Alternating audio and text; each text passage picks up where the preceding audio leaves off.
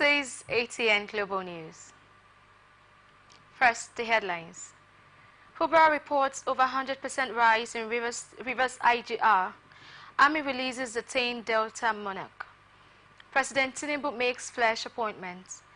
NNPCL achieved 20,000 BPD production at OML. North Korea mocks U.S. envoy Asia trip. Davido launches new record label 9+. Man City suffer injury ahead of FA Cup semi-finals.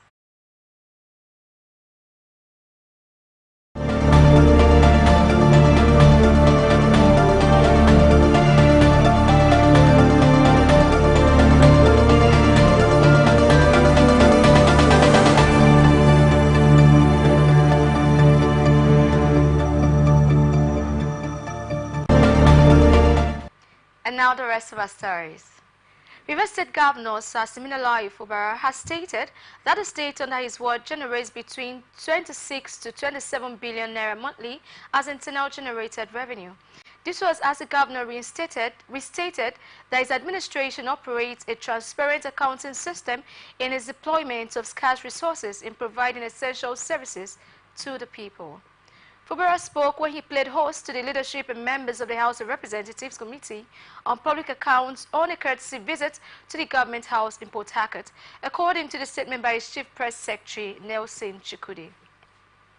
The governor recalled that when he was appointed the Accountant General in 2020, the public accounting reporting position of the state changed for the best because he understood the numbers and how to clearly present the details. He said that the culture of prudence and transparency has been maintained as he assumed governorship of the state despite the challenges that had confronted his administration. However, Chairman, House of Representative Committee on Public Accounts, Bamidele Salam, pointed out that they chose the state because it is peaceful and has a governor who understands what governance truly means, and he has never been distracted by the political crisis confronting his administration. Amidst instructions from the Joint Admissions and Matriculation Board that no parent should be found around CBT centers during examination or risk arrest by the security agency, parents in Rivers State seem to have defied that order. ATN correspondent who went round to monitor the exercise in some centers in Port Harcourt reports that some parents were seen around the centers. In an interview, the parents gave reasons for flaunting the rules. Because in Nigeria now, you never know what can happen along the road. So it's better you go with your child because he's 15. It's better I come with him and take him back. Actually, in our days when we were writing JAM, parents never have even followed us to anywhere to do any examination. But as at that time, there is a situation where everybody was free, moving from one place to another, even going to where you don't know. One or two persons must accommodate you. But today, for the risk of what we are now seeing in the society, that is why parents are now bringing children. They are not bringing them not to make any other thing, just to convey them to the place. Some people too may have not known the place. Last year, JAM, some people miss it because they don't know the actual place. TV has gone off. They also expressed satisfaction on the ease of the examination registration processes, while others said the registration process was difficult. He registered through his secondary school, so it was not really difficult for us to register. The registration it was tough because the crowd was much, but thank God at the end of everything we were able to process everything. Recall that Joint Admissions and Matriculation Board recently issued a directive that any parent found near any computer-based test center during the year's Unified Tertiary Matriculation Examination should be arrested. Analysts have stated that 95% of Nigerians' current economic activities depends largely on the constant supply and availability of petroleum products. Speaking in Atlantic Television Blowout, a public affairs analyst, Daima George, said the Port Harcourt refinery will go a long way to enhance the economic status of the nation, including small and large-scale businesses. It's important for the Port Harcourt refinery to be functioning because it will help to reduce the scarcity of petroleum products in the country. A lot of businesses are affected because you need energy. And for us to power our economy, we need reliable, constant supply of fuel. Nigeria depends so much. Federal government on the speedy repairs and maintenance of the roads leading to Port Harcourt refinery, as it may help reduce petroleum losses and accidents. That the point is that logistics problem is linked to distribution. If they can fix the roads, I've just mentioned it, the cost, so even the losses, so we've seen trailer loads of petroleum product falling on the road. At the Army headquarters by the Director, Army Public Relations, Major General Onyema Wachuku. 5 persons died while several others sustained injuries in an accident involving a transit bus and a tipper around Orogwe Market bus stop in Owerri West local government area of Imo State. ATN gathered that the luxurious bus owned by the Lost Choosing Ministry was transporting church members from Lagos State to Owerri for a program. An eyewitness, Daniel Iwu, said the tipper was coming out of a bend when the bus, which was traveling at a fast pace, attempted to avoid it. He added that the tipper struck the bus from behind, causing it to crash into the roadside covert. According to him, the tipper's conductor and driver died on the spot, while the bus crashed 3 people. The bus crossed 3 police operatives in Lagos State have arrested a grandmother for locking up 3 of her grandchildren.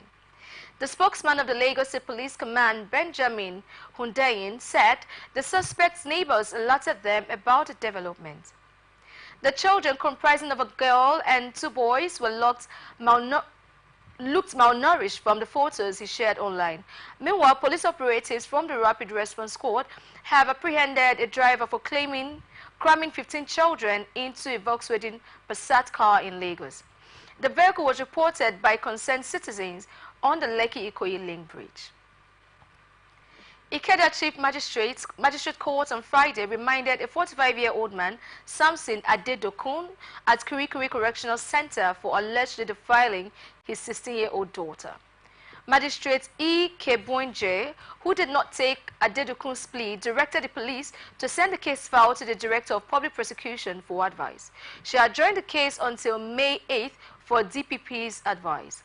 Adedokun, who resides in the Iyanepaja area of Lagos, is facing a charge of defilement. The prosecutor, SP Kainde Ajayi, told the court that the defendant committed the offense on March 13th at 7 p.m. in his house.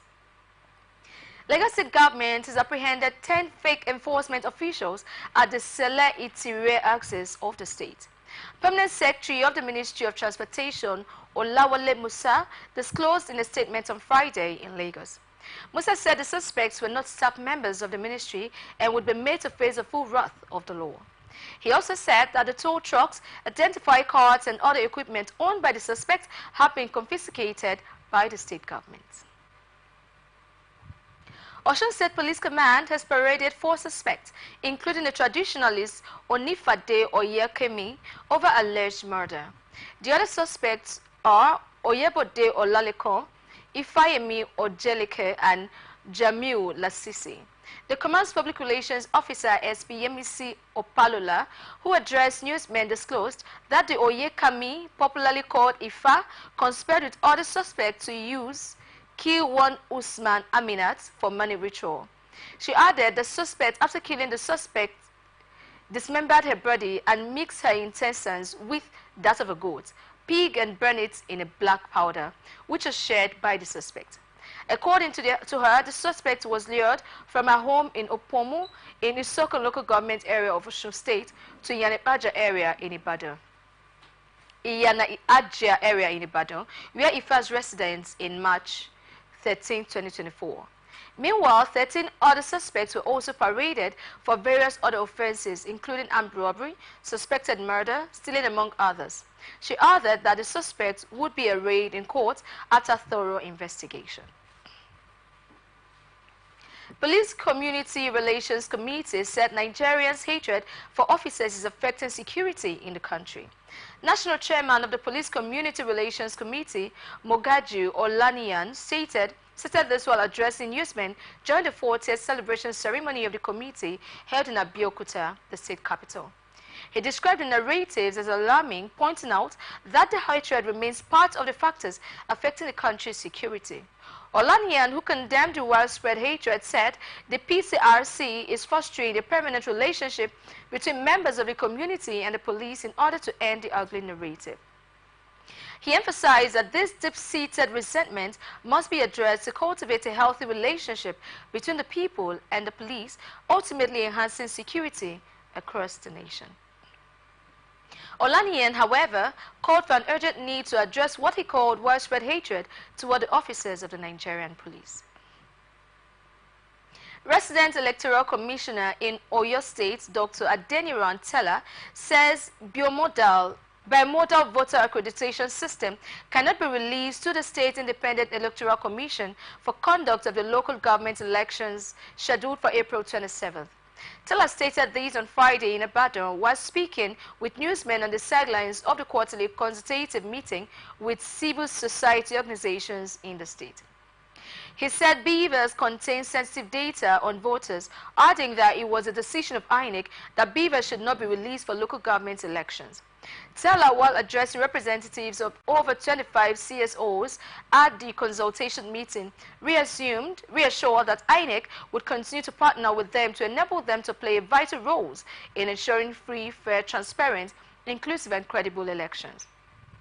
He recalled that the Commission at its headquarters in Abuja had held a consultative meeting with CSOs on October 25, 2023, where it was agreed that quarterly consultative meetings should also be held with those at the state level. Fostering crisis in Benue State chapter of All Progressive Congress reared its ugly head again on Friday when security operatives barricaded the party secretariat in Makurdi to avert a violent crash between two factions of the party in the state. It was gathered that the intervention of security operatives was prompted by an attempt by the Agada faction led by SGF Senator George Ikume to hold a meeting at the secretariat. For the second time in 1 month, anti-riot police operatives took over the Austin Agada-led APC secretariat in Makurdi, Benue State.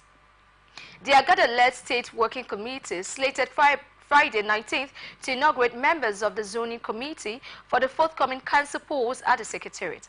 But as early as 6 a.m., anti-riot policemen moved the trucks and blocked all access leading to the secretariat.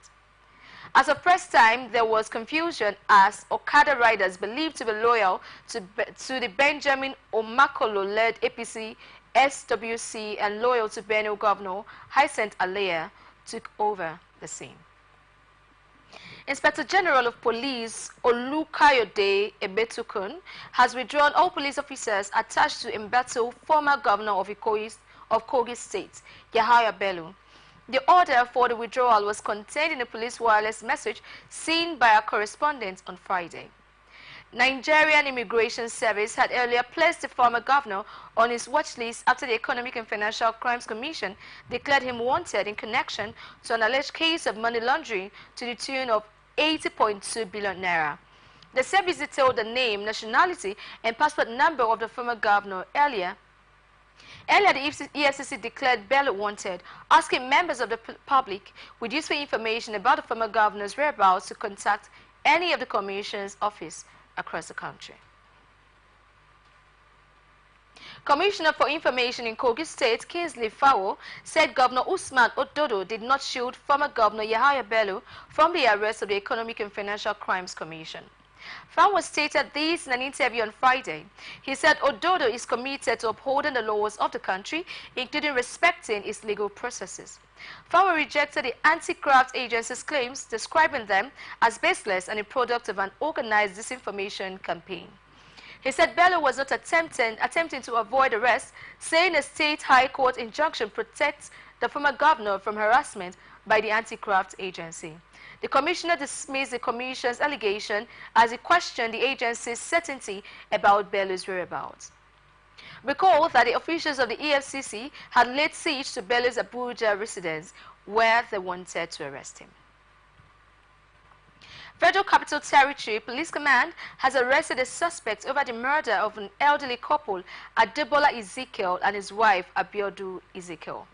Police Commissioner in FCT, Bennett Igwe, said this during a media briefing on Friday in Abuja, stressing that the gruesome murder of the couple took place in their residence at Apo Legislative Quarters in Abuja on April 1st. Igwe said the police began investigation immediately and were able to arrest suspect, a former driver of the deceased couple. According to him, police detectives trailed the suspect and arrested him in his hideout in Obajana, Kogi. Igwe claimed that the suspect had freely confessed to have gained access to the house on the same date, slit the deceased's throats, and made away with the phones and ATM cards of the couples. Nigerian army troops deployed for counter-terrorism and counter-insurgency operations in the northeast and north-central regions have thwarted a kidnap attempt, arrested cattle rustlers, and killed several terrorists. On Thursday, the troops, while responding to a distress call, foiled a kidnap attempt on one Mr. Musa Arewa by 3 armed kidnappers in the Lakeviri community of Karim Lamido local government area, Taraba State. The army noted that the kidnappers, having rigorously tortured their victim, were intercepted by the troops as they attempted to smuggle him into a nearby bush. The suspected kidnappers were arrested and 3 locally fabricated guns were recovered from them. The development was revealed in a statement posted on the official X handle of the Nigerian Army on Friday. Gunmen suspected to be assassins have killed the chief of Sansani, Alhaji Abdul Malatib Nihu in Gasso local government area of Taraba State. This was confirmed by the Assistant Police Public Relations Officer in the state, Kwache Gambo, in an interview. According to her, the gunmen in the numbers stormed the residence of the monarch and shot him dead without asking for anything. She stated that the assassins invaded the palace of Jakada of Sasanani by 22 hours Thursday night. Gambo revealed that empty shells of ammunition were found in the palace and no arrests have been made so far. She also disclosed an investigation into the killing had been launched to unmask the killers. Plateau State University, situated in Bokos local government area, has been shut down. It was learned that the closure of the university followed an attack by gunmen on Friday in the Chikam community, which is close to the university area, where a 200-level student of the institution was killed. The university's registrar, Yakubu Ayuba, announced the shutdown of the institution in a statement on Friday. The registrar added that the management has made available buses to convey students who may be stranded from the university to Bakin Ladi today, Friday, 19th April 2024. The visitors to the university and state governors, Caleb Mufwang, has condemned the renewed attack in the institution and other communities while calling for enhanced security to safeguard the lives of the people in the affected areas. Meanwhile, Plateau State Police Command on Friday confirmed that the recent attacks in Bokos and Mango local government areas of the state claimed 13 lives and left 3 people injured. Plateau State government has condemned the attack on Chikam, a community neighboring the Plateau State University in Bokos local government area, where 3 persons, including a student of the school, were killed. According to the Plateau State Commissioner for Information and Communication, Musa Ashoms, the killing, which prompted protests by students, was saddening. The students of Plateau State University in Bokos went on a protest following the death of 200-level computer science student of the institution who was residing in Chikam. But it took the intervention of security operatives to stop the protests. In the aftermath of the attack, the school's management declared a 2-day mourning and suspended all examinations scheduled for the period. You're watching the Global News in Atlantic Television Network. We will be back after this break. From the line across the ocean to the land beyond the mountains, through the Sahara, we bring on sport news, live analysis, expert discussions on trending stories in politics, business, socio-economy, sports, and documentaries. So catch all the updates on the happenings around the globe. Stay focused on the fact today, only on ATN.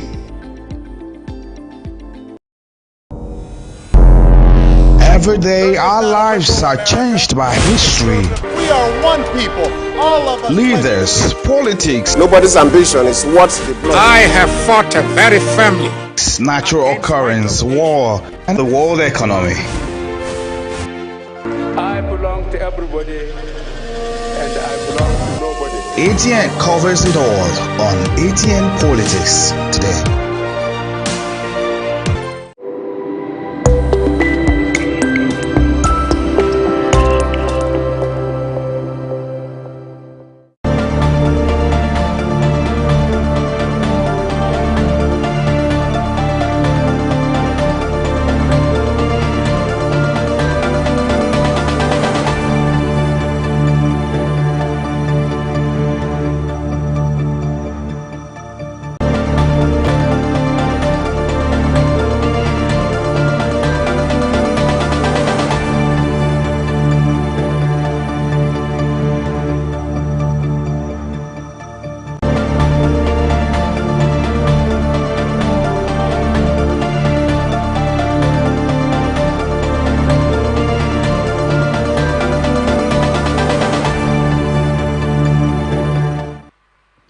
Welcome back.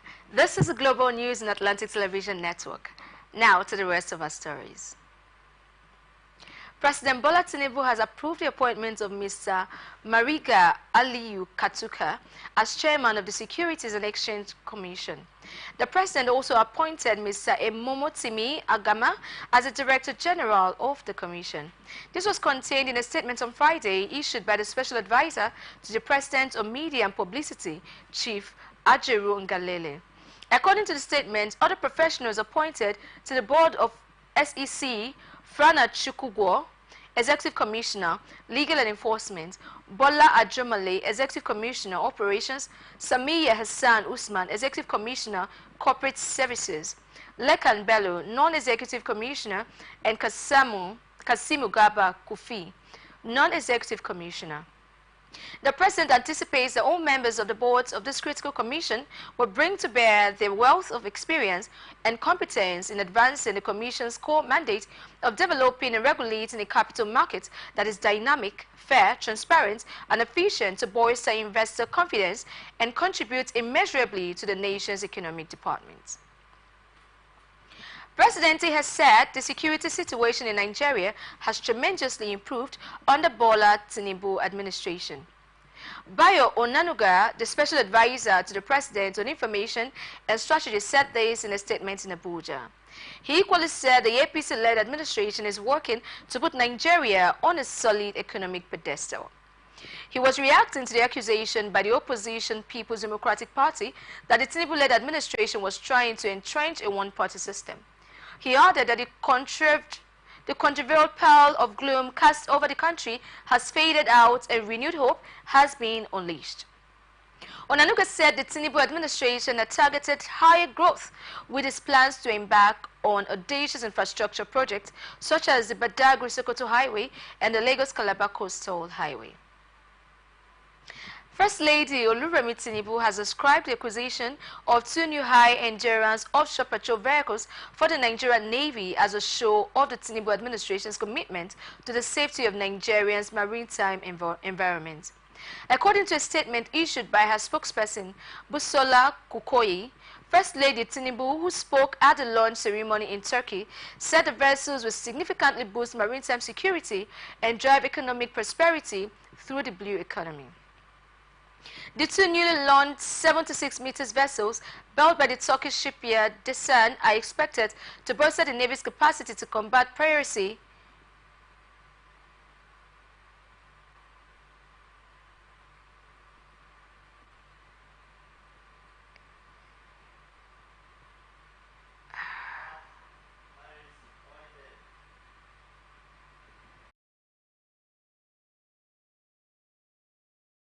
oil thefts, illegal fishing, and other maritime crimes in Nigeria's offshore waters. The First Lady commended Desan for its highly quality shipbuilding capability and expressed optimism that the launch marks the start of greater cooperation between Nigeria and Turkey in areas of defense and economic development. Earlier, the Minister of the State for Defense, Bello Matawali, expressed optimism that the newly launched vessels will enhance the nation's maritime sector. Analyst says the report from the People's Democratic Party National Executive Council meeting is a typical reflection of the current socio-economic situation facing the country. Speaking on Atlantic Television Open Conversation, a public affairs analyst, Olaka, emphasized on the need for the current APC administration to work in line with the recent National Executive Council of the PDP, adding that it will help in providing workable guidelines to the current challenges facing the nation.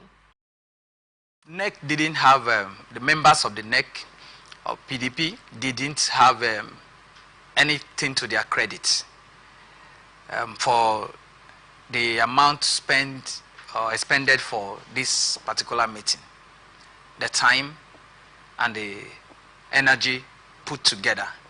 I think this, though it's coming from a political party, okay, but I think they're actually speaking the minds of the impacted Nigerians.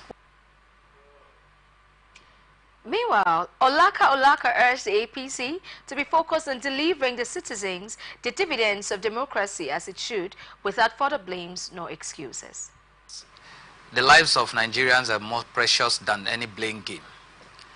We are far away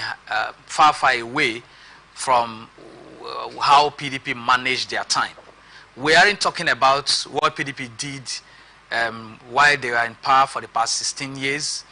We're talking about what APC had done. The government under former President Muhammadu Buhari, 8 years. We didn't see any solution. We didn't see any headway as far as security is concerned. We're seeing it worsen. And here we have a new president, Bola Ahmed Tinubu, who are taking over from the former president under the same political party's platform. And then we shouldn't be talking about what PDP didn't do or how their culpability in the situation. Claudio Sabatino, Vice President of Mrs. Leonardo, has assured the Chief of Air Staff, Air Marshal Hassan Abubakar, of his company's unwavering commitment to the timely delivery of 6 M346 fighter aircraft expected in Nigeria before the end of 2024.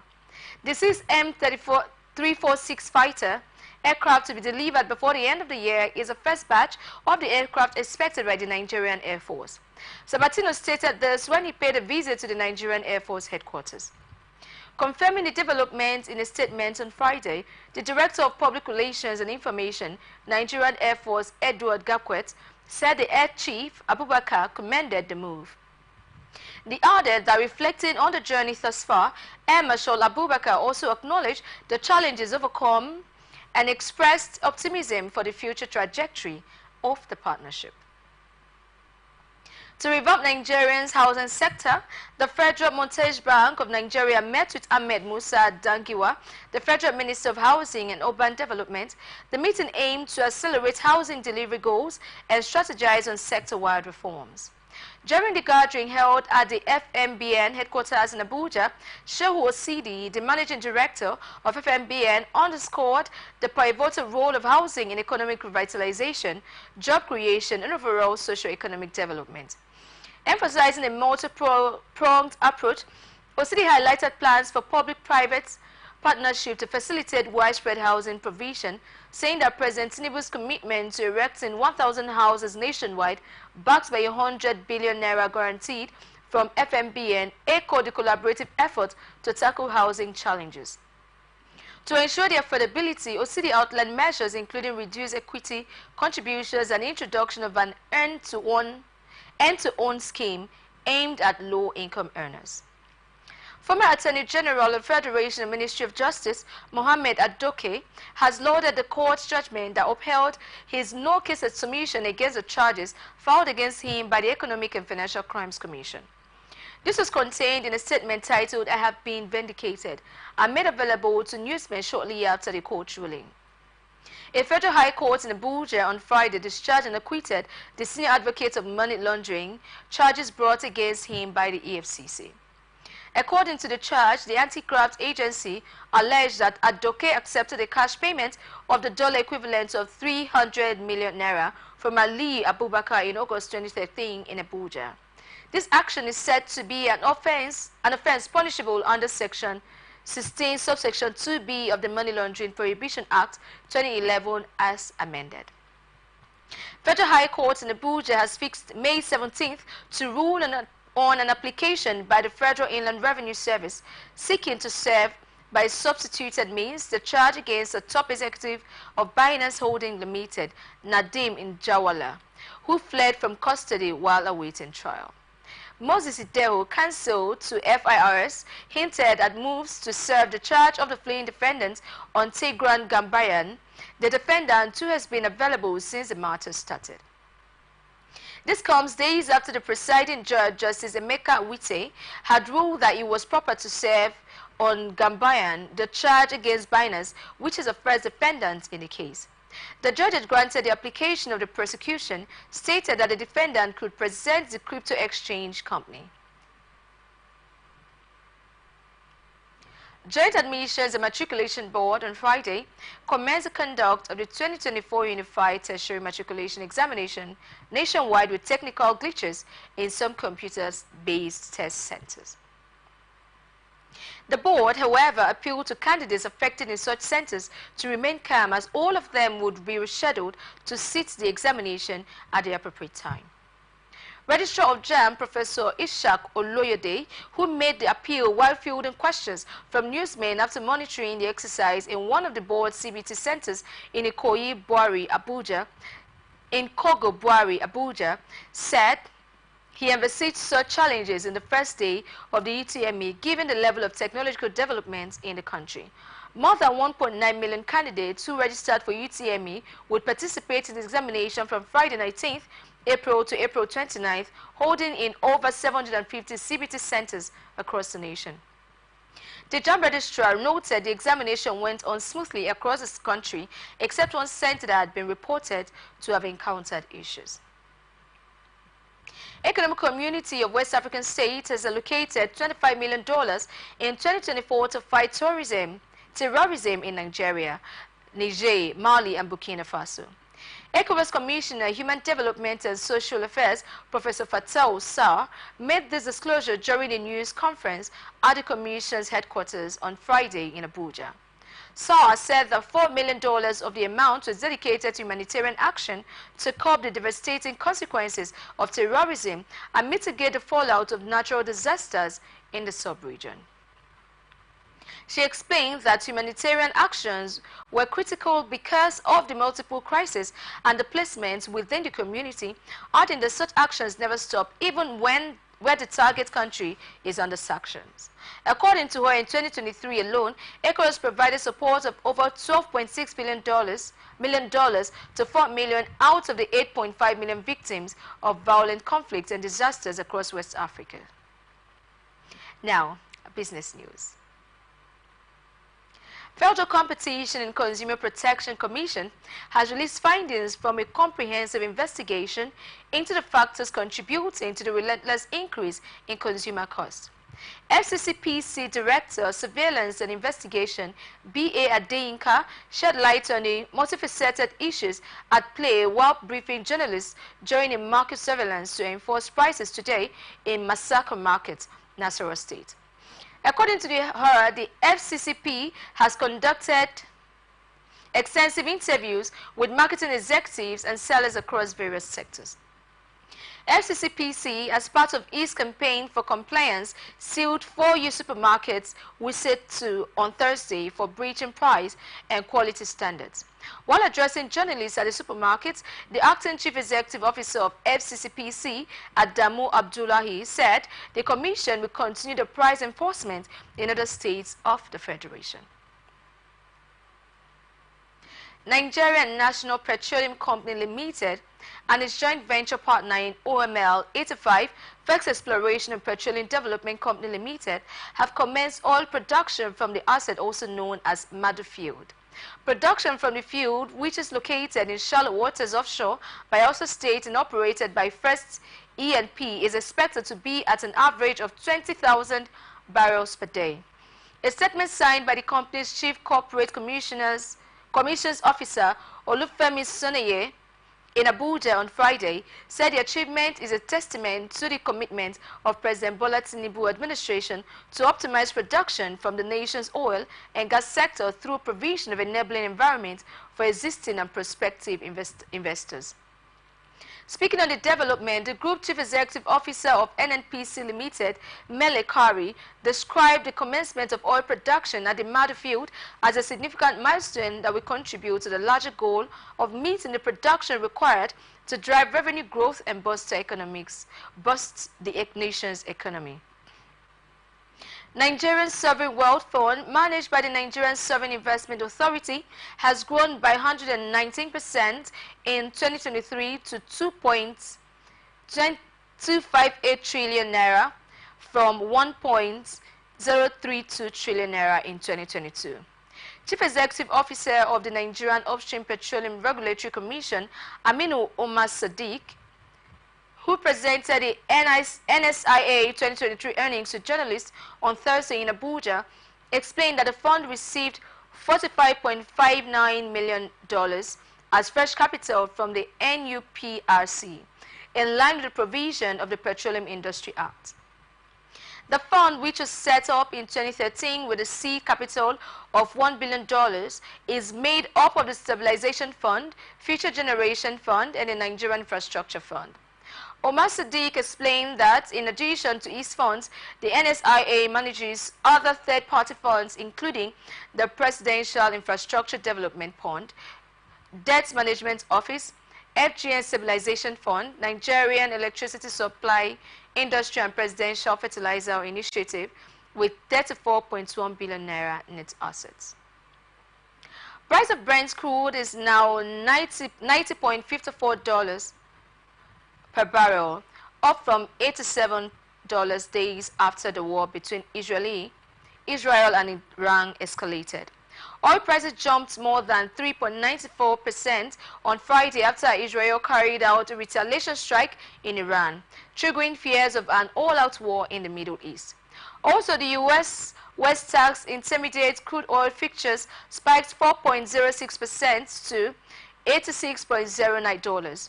A U.S. official confirmed with NBC News that Israel has conducted a retaliation operation in Iran. Reports filtering said explosions were heard at an airport in Isfahan, but the cause was not immediately known. Several flights were diverted over Iranian airspace. Recall that Iran barely 5 days ago fired hundreds of drones at Israel.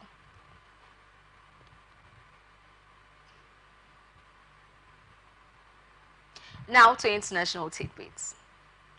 South African Police Service have arrested 8 Nigerians for allegedly attacking the operatives and damaging their vehicles during a drug raid.